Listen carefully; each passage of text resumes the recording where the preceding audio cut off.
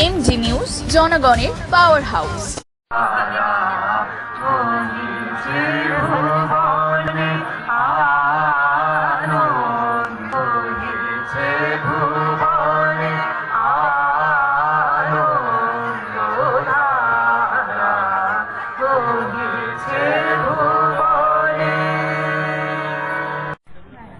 চার দিন ধরে প্রোগ্রাম, আজকে তার শুভ সূচনা।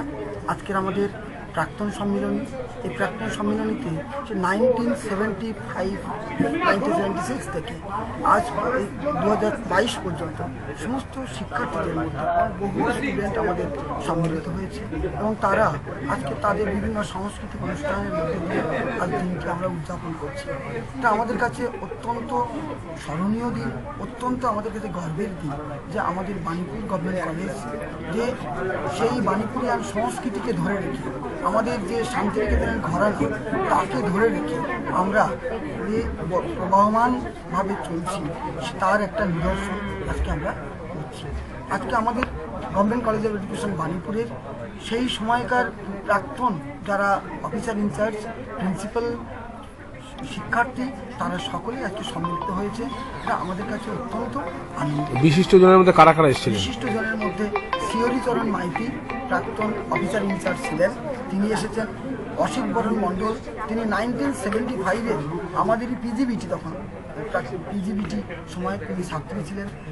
আরও অন্যান্য ছাত্রীরা যারা 1976, 1980s, 1990s দশকের, তারাও এখানে সম্মিলিত হয়েছে। কতজন ছাত্রছাত্রী আছেন এখন এখানে? আজ এই অনুষ্ঠানের মধ্যে প্রায় 200-ও বেশি শিক্ষার্থী একত্রিত হয়েছেন। কদিন ধরে চলবে আমাদের প্রোগ্রাম? চলবে 4 দিন ধরে। আজকে আমাদের সূচনা। আগামীকাল আমাদের বিভিন্ন এখানকার লোকাল যত স্কুল আছে, প্রায় 20-25টা স্কুলকে আমরা ইনভাইট করেছি। তাদের মধ্যে স্টুডেন্টদের কুইজ কম্পিটিশান, এডুকেশনাল এক্সিবিশন এবং সায়েন্স মডেল কম্পিটিশান, বিভিন্ন এডুকেশনাল যে কর্মসূচি সেগুলো আমরা রেখেছি আমাদের কলেজের 75 বছর পূর্তি উপলক্ষে। প্রিন্সিপাল হিসেবে কতটা সাফল্য কামনা করছেন? আমি গভর্নমেন্ট কলেজ অফ এডুকেশন বাণীপুরের প্রিন্সিপাল হিসেবে আমি এই কলেজের সমস্ত রকম কাজে সফলভাবে করতে চাইছি এবং এখানে আমার সহকর্মী যারা, আমার অফিস স্টাফ যারা, আমার যারা প্রাক্তন ছাত্রছাত্রী, সকলেই ভীষণভাবে সহযোগিতা করছে। এটা অত্যন্ত আনন্দের যে সকলকে আমি কাছে পেয়ে।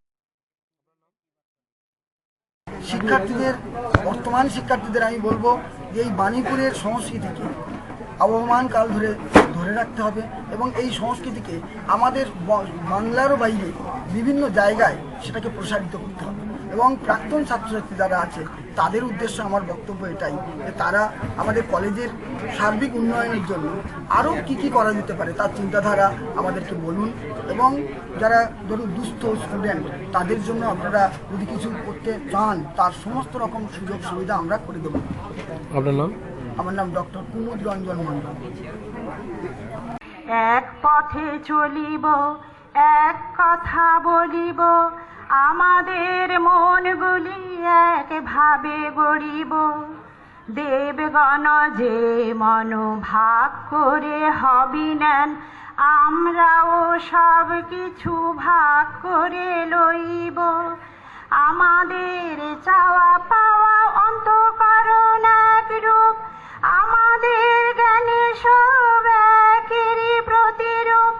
ঐক্য বিধানের মন্ত্র পড়িয়া দেবগণ তোমাদের আহুতি প্রদান করিব।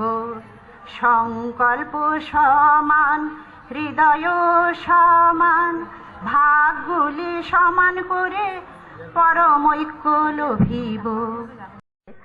আর আমি সেই স্কুলের ছাত্রী, কাজেই আমি একেবারেই ছোটবেলা থেকে আমি কলেজের যারা পড়াতেন শ্রীহরিদার ক্লাস পেয়েছি, আমি স্কুলেই, কলেজে তো পেয়েছি।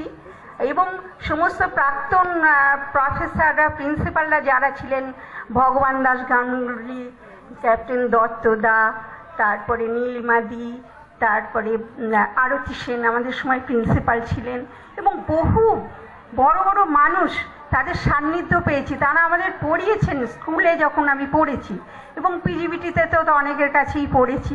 কাজে আমাকে আমার মানে কি বলবো, নিজেকে ভীষণ ধন্য মনে হয়। আমি এত বড় বড় মানুষের সংস্পর্শে এসেছি, কাউকে দেখেছি, কারো কাছে পড়েছি, কারোর কথা শুনেছি।